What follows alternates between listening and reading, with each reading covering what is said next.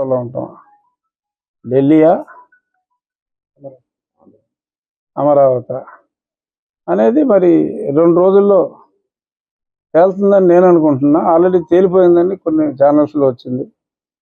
So ఏదోటి నిజమవుతుంది.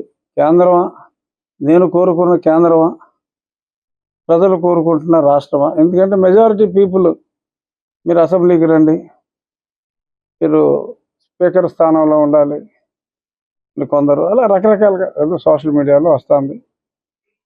ఏమో మరి నాకు నేను కోరుకునేది అనుకున్నామని జరగవు అన్నీ, అనుకోలేదని ఆగవు కొన్ని, జరిగేవన్నీ మంచికని అనుకోవటమే మనిషి పని. అది సో ఆత్రేయ గారి సినిమా పాటది. ఏ సినిమా? మురళీకృష్ణ. సో ఆ పాటను నేను బలంగా నమ్ముతాను. చూద్దాం మరి దేవుడు ఏం రాశాడో, ఈ నాయకులు ఏం రాయబోతున్నారో 1-2 రోజుల్లో తెలుస్తుంది.